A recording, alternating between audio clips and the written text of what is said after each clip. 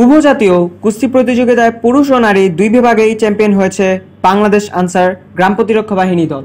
পুরুষ বিভাগে আনসার জিতেছে 7টি স্বর্ণ, 1টি রৌপ্য ও 1টি ব্রোঞ্জ পদক। আর নারী বিভাগে চ্যাম্পিয়ন আনসার জিতেছে 6টি স্বর্ণ, 1টি রৌপ্য ও 3টি ব্রোঞ্জ পদক।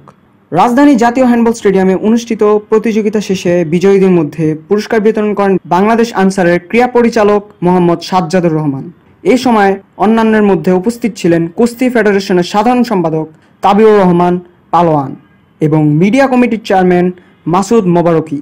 2 দিনব্যাপী প্রতিযোগিতায় 20টি ওজন ক্যাটাগরিতে মোট 160 জন কুস্তিগির অংশগ্রহণ করেন। আনসারের ক্রীড়া পরিচালক মোহাম্মদ সাজ্জাদুর রহমান জানিয়েছেন, আনসারের মূল উদ্দেশ্য হলো খেলোয়াড় তৈরি করা।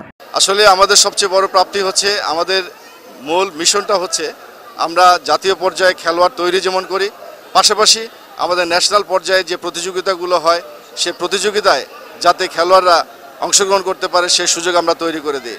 আমাদের মূল মিশন থাকে হলো খেলোয়াড় উদ্যোক্তা, অর্থাৎ আমরা প্লেয়ার তৈরি করি, ঠিক আছে, যাতে করে তারা জাতীয় এবং আন্তর্জাতিক পর্যায়ে ক্রীড়াঙ্গনে তারা বিশেষভাবে অবদান রাখতে পারে, সেই প্রচেষ্টায় আমরা অব্যাহত রেখেছি। ইয়াতুল মিহাদ, জোন স্পোর্টস, ঢাকা।